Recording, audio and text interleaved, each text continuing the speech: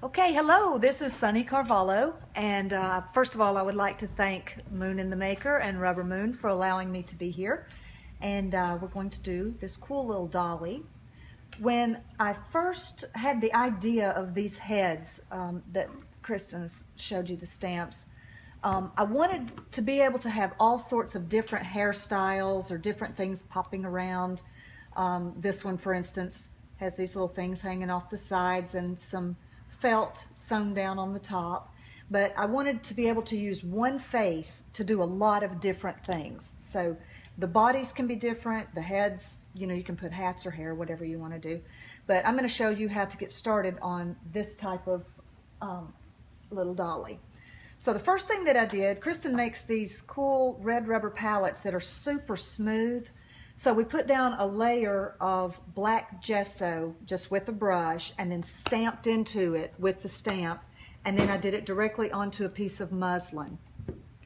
And I like the way that it's not stiff like canvas, so you can kind of manipulate it however you need to without having it be so hard to work with as far as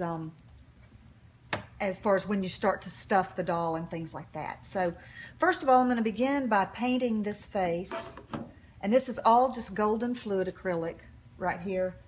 Titan Buff is my favorite face color to start with, and I'm not too worried that this didn't completely fill in this area because I'm going to stitch over it anyway with some freehand stitching in a little while. So I'm going to start by just getting a good layer of this Titan Buff put down, and I just sort of scrub it in. I want it to kind of get down into the little holes and make a pretty solid surface to build up from. And because this is not going to have to go into the washer or anything like that, I don't worry about trying to heat set it or try to make it more permanent, because it's not going to really be washed. It's going to sit on the shelf and be admired. That's what she wants to do. So I'm not being super careful, like I said, just trying to get a layer laid down here.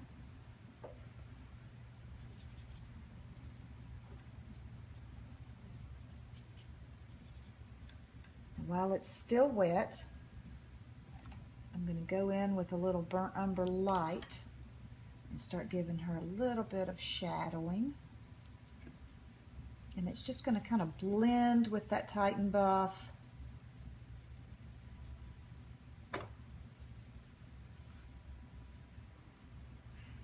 Sort of just put it anywhere where there will be a shadow. See how that's really dark right there? I will go back in with a little bit more Titan Buff and just sort of push that around to just make it shadow out a little more rather than trying to correct it. Put it up at her hairline. Same with adding back in a little of the Titan.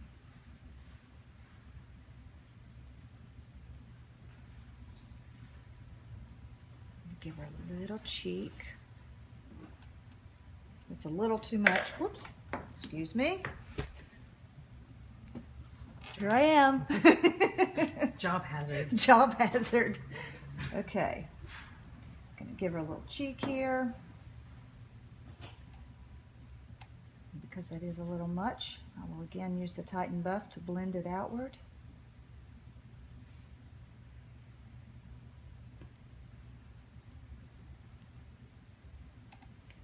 Get rid of a little of that.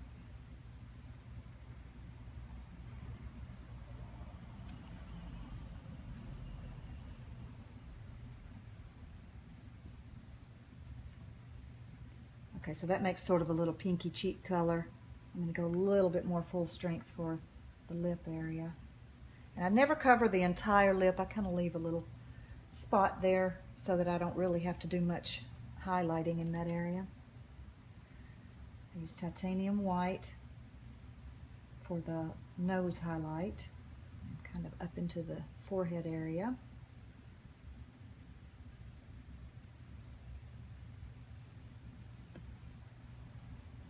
I think she needs a little stripey on her nose because I like to do that.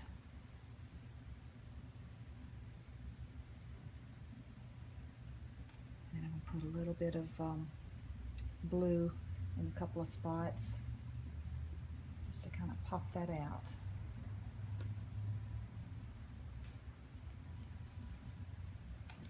Around her eyes, I'm going to do a little Payne's gray. And this is, might not be able to see this, but this is a little area of open acrylic medium. It just makes the paint move a little bit. I really like it. And I use it with fluid acrylics and heavy bodies as well as with opens. You don't have to just use it with open because it is made for the open line.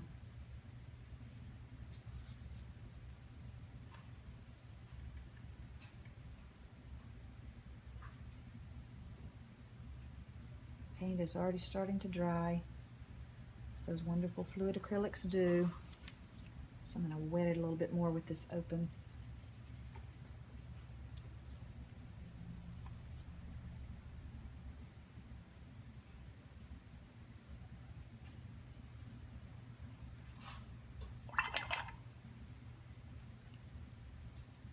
I'm going to go in with a little bit of magenta around her eyes, just because I like to do that.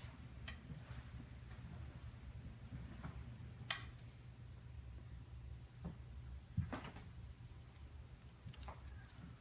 right, let's put a little bit of blue in her eyes. And again, I'm not going to cover the whole eye. I'm going to leave a spot on the sides that's more of a highlight. Let's go in and create a shadow.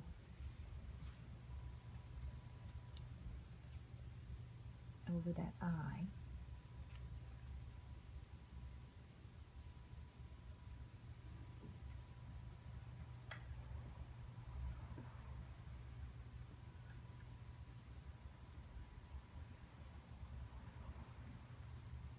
Okay, I'm going to dry this a little bit with the heat gun. A little bit of yellow oxide. Now, I'm not going to completely fill in the hair area. I'm going to kind of do a little bit at the top and a little bit down on the bottom. Because again, I'm going to stitch over that. I just kind of want the hint of a hair color rather than a solid hair color. So I think that we are ready to do a little sewing. Let me dry this one more time.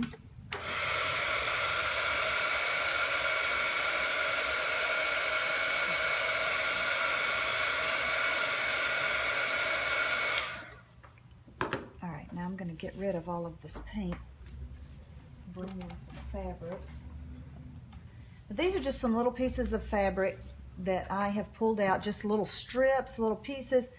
Normally, when you sew a doll or you know, something that you want to be really nice, you kind of do it from the inside and flip it. We're not going to do that, and the reason why is I want these little rough edges out here to show. So we're going to stitch it directly on the outside, which simplifies things a great deal. So we're going to lay down her. And the cool thing about this, because I didn't give them any bodies, she could have a long skinny body if you wanted her to. She could have a little body just like that. Or she could have a really wide body. It's totally up to you what you think you would like to do. So I cut a little area right here where her face would kind of sit down into it so that I could sew right over the top. And then I just kind of started laying down my fabrics to see how I liked them. And I'm just going to go with something piecey like this. What we're going to do here is we're going to kind of decide where her body's going to be, and then the rest of this is going to be cut away, and I'll add the arms and legs. If you've never done any freehand sewing, let's look at the machine for the first thing. This little part right down in here are called the feed dogs. And you can see how they pop up like that? That's what feeds the fabric. So when you're doing freehand sewing, you want those to be down so that they're not pulling the fabric. You want to be able to manipulate the fabric yourself rather than having the machine try to pull it in. This little thing is called a freehand foot or a darning foot. This machine is really cool because they pop on and off, so you can change feet, you know, depending on what exactly you're doing. But if your machine is not like that, you will have to look and see how to get that off. Some of them have a screw, and you have to loosen the screw and all of that. But now my machine is set up. I've got my needle in the needle down position so that anytime I stop, the needle will hold my fabric rather than allowing it to come out of the machine. Now the first thing you do when you are freehand stitching is lower your presser foot, and you do a couple of stitches in place or just slightly, and I don't know if you can see what I'm doing. I'm literally moving it so little that it's not going anywhere, but it's anchoring that stitch. Once you've got those couple of little stitches done, then you can just kind of go wherever you want to go. And this does take a little practice, but the more you do it, the better you get. So this is where I'm going to make her body, the shape of her body, start happening. And usually I would use a piece of interfacing underneath this, but I didn't have any, so that's actually a good lesson because you can see that you can use a piece of paper instead, because after we get through with the stitching, I will just be able to rip that paper away from the back and it won't stay on the inside of the doll.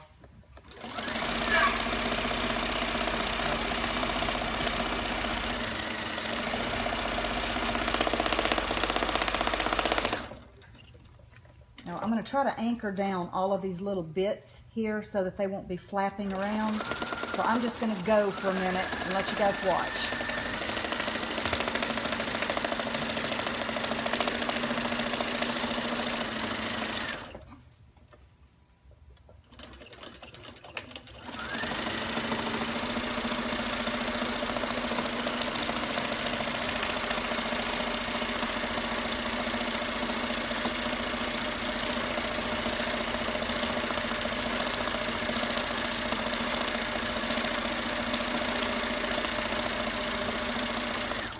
Now one thing that I have found when I'm doing these, one little line is nice, but if you go over that line over and over and over again, you start to develop some interest, and you don't have to try to stay on the same line. See, if right here I've gotten away from the line, but I actually like that even better. And I'm going to do the face as well, so I'm going to go over these lines and kind of make them pop out. It's almost like if you had used a pen, only it's thread.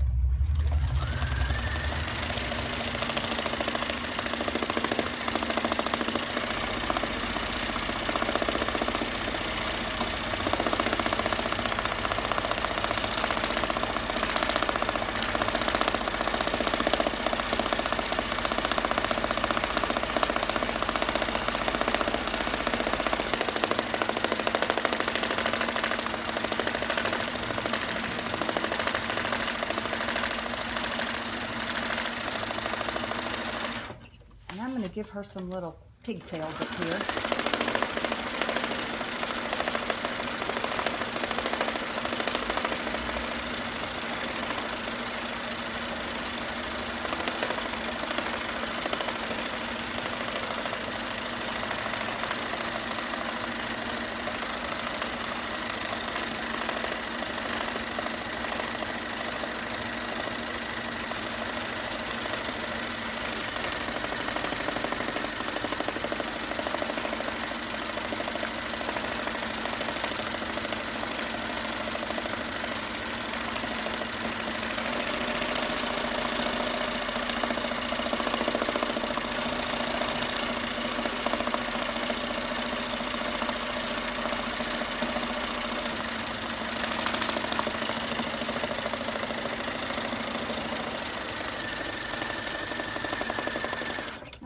I think that's got the top of her done. So now what I'm going to do is do just a couple of little stitches in place or right beside each other to anchor it again and raise my needle. Okay, now I'm going to make her little arms and legs, and you could do this with a regular sewing foot if you preferred, which would just do a straight stitch. I'm just kind of going to wing it and just sew her a little seam down here on the outside of this, because I'm going to trim beside it anyway, And these would be really difficult to turn if you were trying to do a little tiny tube like this. And I just don't want to deal with that. I like the rough edges, and I don't like turning things. So this is the way we're going to do it. And I'm not worried about perfection again. I'm just going to make a long little tube and then go over it a time or two. And I'm going to do this 4 times. I'm going to do 2 arms and 2 legs. And I just did them super long so that I can decide how long I want her arms and legs after I'm finished, rather than being committed to just simply one size. So I'm just going to do these and stop talking for a minute. Aren't you glad?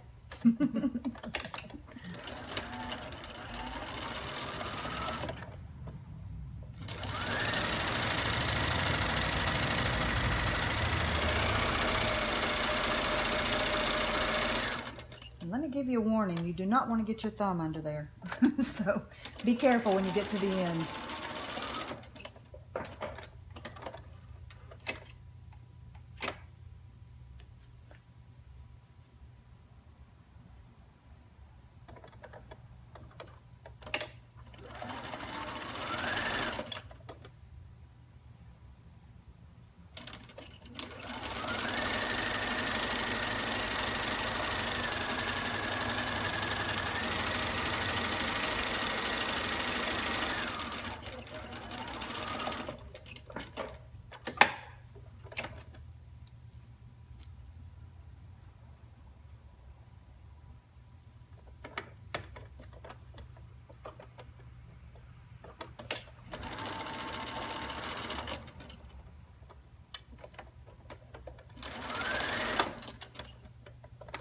Sometimes it fights with you, but you always have to win.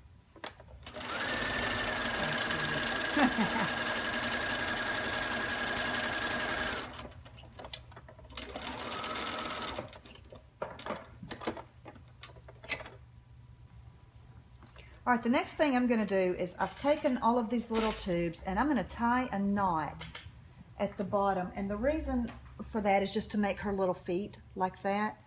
And after I put the knot in the 2 leg ones, I'm going to put just a tiny little puff of stuffing down in there just to make her some feet. And I'll shove it down in there with the paintbrush.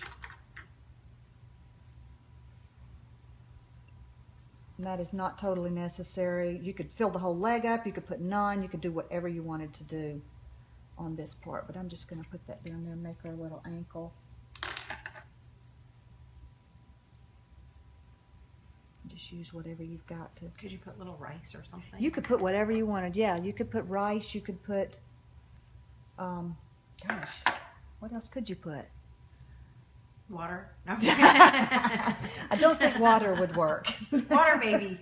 Water baby. But I didn't put anything on the little hand ones. Anything down in there. I just let those kind of fly free.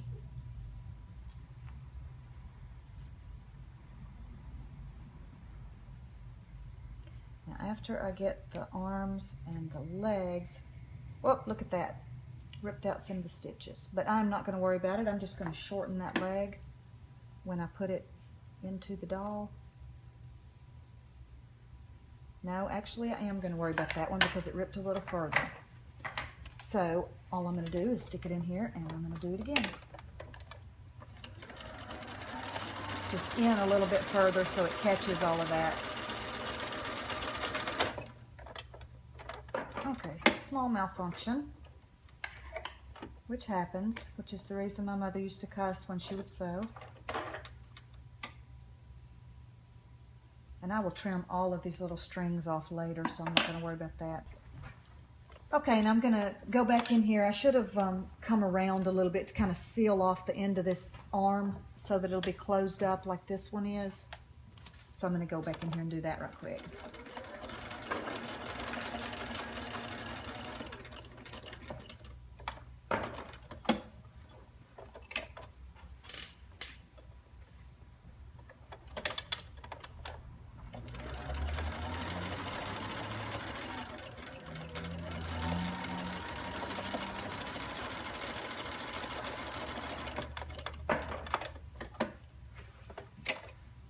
Okay, and there is really nothing perfect about this, but that's exactly what I want it to be, is non-perfect. Now I'm going to take her and I'm going to cut her out probably about 1/8 of an inch outside the lines here.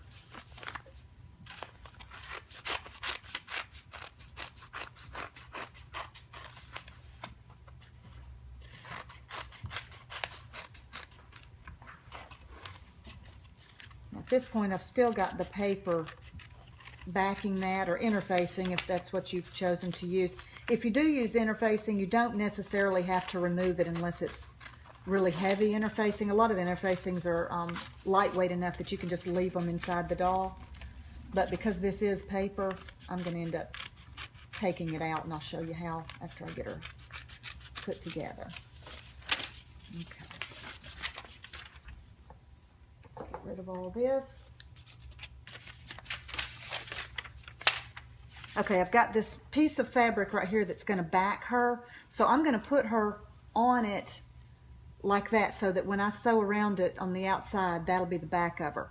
I'm going to sew completely around it, and I'm going to leave open this side right here, but I'm going to put in her arms and legs as I'm going, like this.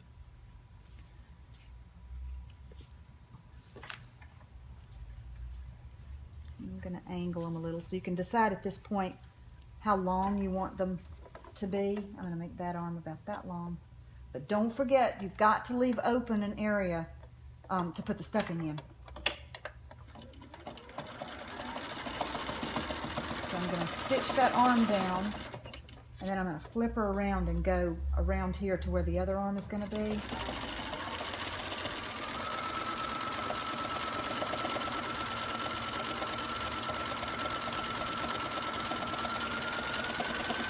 And I'm catching these little pigtails as I go, just stitching up them a little bit so that they'll be holding on the outside rather than just sticking up and flapping around like that.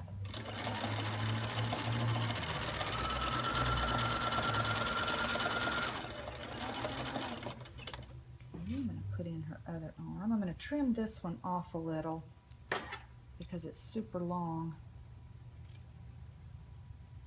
And like I said, I'll go back and trim all of these little ends when I'm finished. Right now I'm not going to worry about them.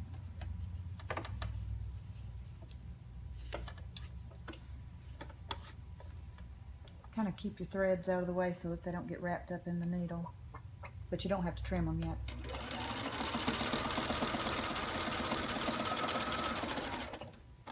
Okay, now I'm down to the area where I'm going to put in her little legs. So again, I'm going to trim those off. I like one longer than the other, so that's usually what I end up doing. Just having a little bit longer one and a little shorter one.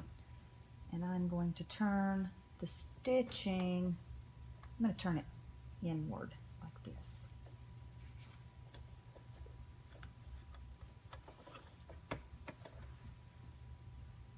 Oh look, that matches up with her this little side right here. I didn't realize that.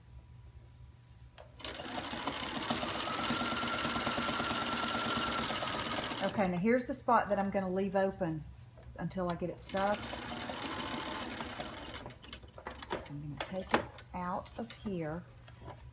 Now what I'm going to do is go around and staying, you know, like pulling up the arms and legs. I'm going to trim this so that all of this is gone. Okay, the next thing I'm going to do is, I don't want all of this paper in here, but it's a little hard to get out. I'm just going to kind of reach in there, and since the fabric won't really tear, I'm just going to kind of tear the paper and pull it out as best I can. I may not get all of it because of all the stitching that I did, but if I can just get part of it so it's just not quite so stiff in there, that's my goal. But most of it, because I did so much stiffing, may just, sewing may just stay in there. Okay, got all that out of there. Now I'm gonna give her some stuffing, and it's just plain old polyester stuffing in a bag, and I pull it out just a few little puffs at a time and put it up in there. And you don't want to overstuff her because it'll kind of distort her face, I've done that before and I was a little bit not too happy with how it turned out because I had overstuffed it. So you just want to get enough in there that it's pleasing. And kind of get it out to the sides a little bit. And once I get her head stuffed, I usually put this line right here will sort of make her face stay separate from her body and not distort. So once I get this all in there the way I need it,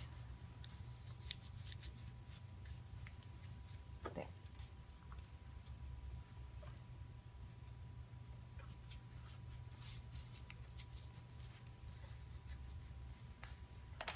I'm going to sew that line again between her head and her body.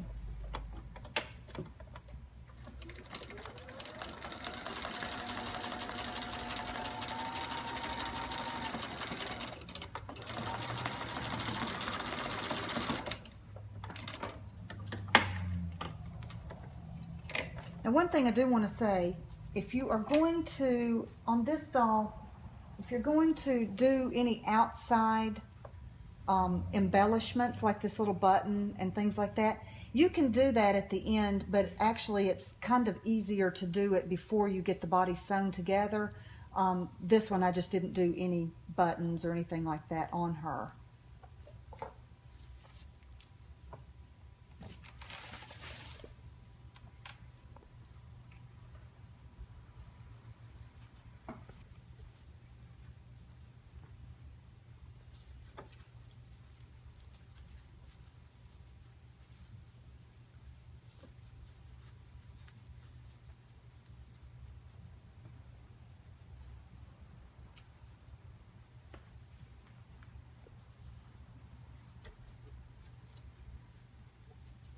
Okay, now she is stuffed, and I'm going to put her back in the machine and sew up that little area.